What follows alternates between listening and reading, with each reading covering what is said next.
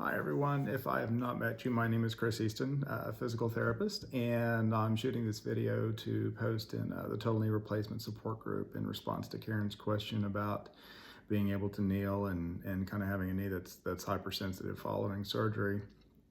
And I just kind of wanted to touch on, well, first off, I thought Damon and Anthony have done a really good job, and I don't want to muddy the waters anymore, so I'm not going to add a whole lot of other techniques to it, other than just to say, hey, why does our knee get hypersensitive? And part of that is just because it is swollen for so long because there's so much bone trauma.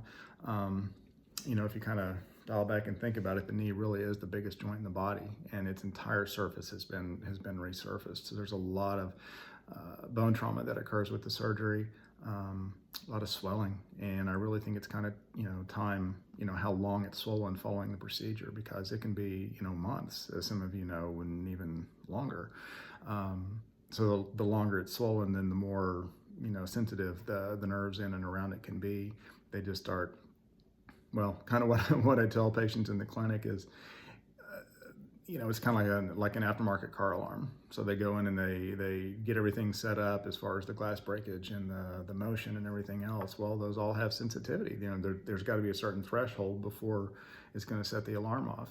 And if that sensitivity is cranked up really high, the slightest little breeze can set it off into full alarm mode. And that's kind of what's happening with the nerves in and around the knee. So how do we reset that?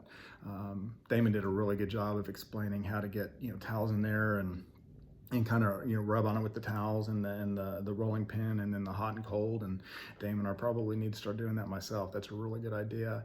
But kind of going back, how I've always thought of someone that is having hypersensitivity in their knee following the procedure.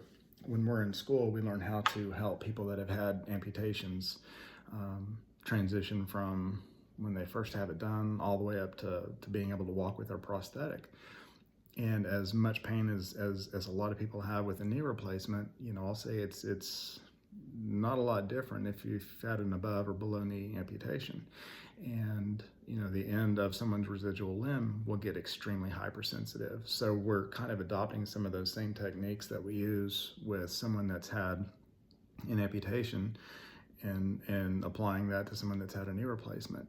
And it starts out with, they've got the incision and it's not, it's still draining and all that kind of gross stuff. And you have to start getting in there almost immediately just to start getting the nerves where they're not jumping into full alarm mode all the time.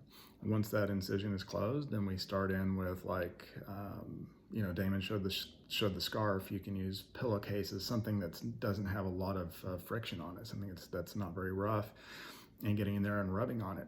And then we'll actually have people get in there and start, kind of patting on it and drumming their fingers on it. And you can kind of do the same thing with your knee. I'll have people get in there and, kind of really get in there and start, kind of slapping on their knee. Now, keep in mind, this is after the incision is completely closed. We're not worried about it coming open.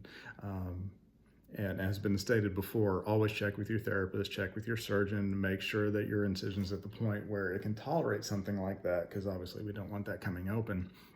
But those are all great techniques that we can use. I'll even have people get in there and kind of start working their incision. Once you're 6-8 weeks out, especially 12 weeks out, then we know it's good and closed and very strong.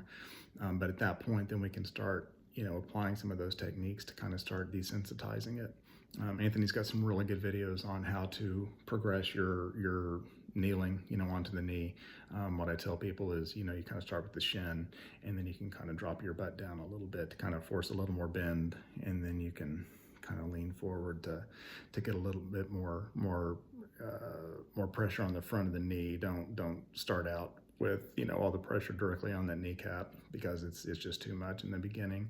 So you're just kind of easing into it and just gradually allowing your knee to decrease how sensitive it is. And everybody can benefit from that. Not everyone gets hypersensitive following the surgery, but it is a very common side effect, a very common condition, I guess, if you will, that occurs after the surgery.